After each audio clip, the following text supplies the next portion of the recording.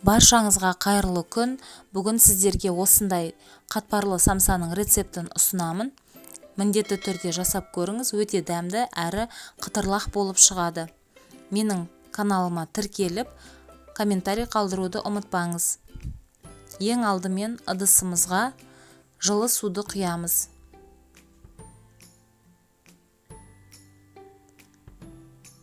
Бір шай қасық тұз салып араластырып, електен өткен ұнымызды салып, жұмсақ қамыр илейтін боламыз.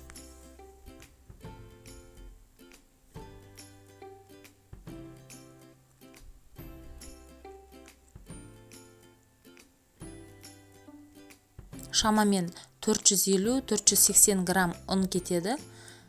1 стакан суға, яғни 250 грамм суға 450-480 граммдай ұн кетеді.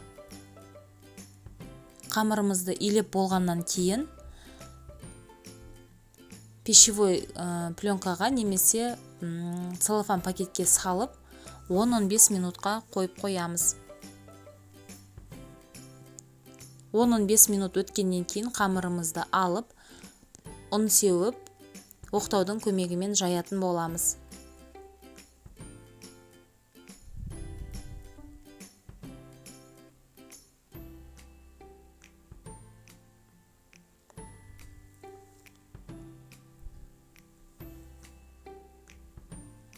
Бұл уақытта сізде плитада сары май немесе маргарин еріп тұруы қажет. Қамырдың бетіне құйып орайтын боламыз.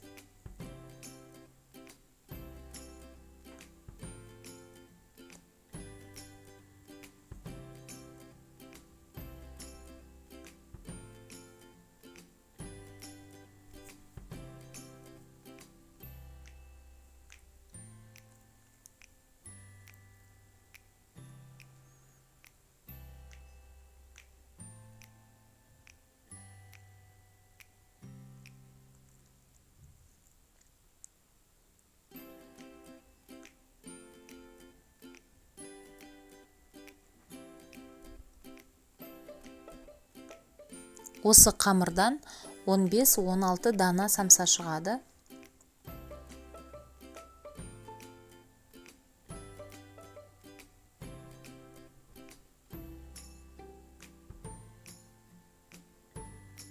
Еріген майымызды құйып, бір келкі етіп жағып шығамыз. Және видеода көрсетілгендей орап қамырымызды жарты сағатқа тоңазытқышқа қойып қоямыз.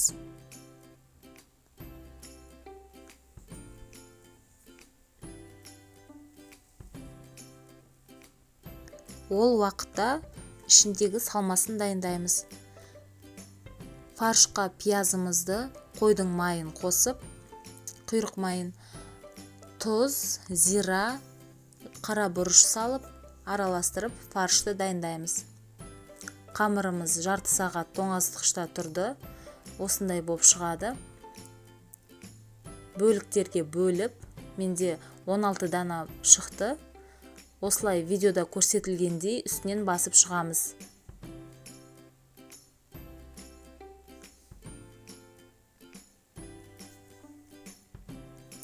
Қамырымызды жайып, салмасын салып, формасын өз қалауыңызша бүксеңіз болады. 3 бұрышты немесе вареники сияқты бүксеңіз болады.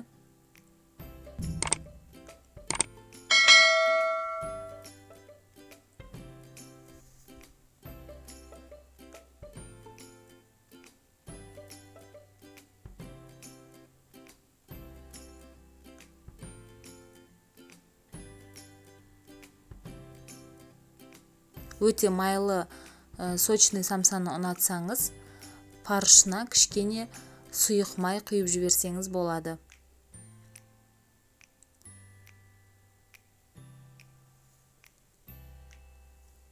Самсаларымыз дайын.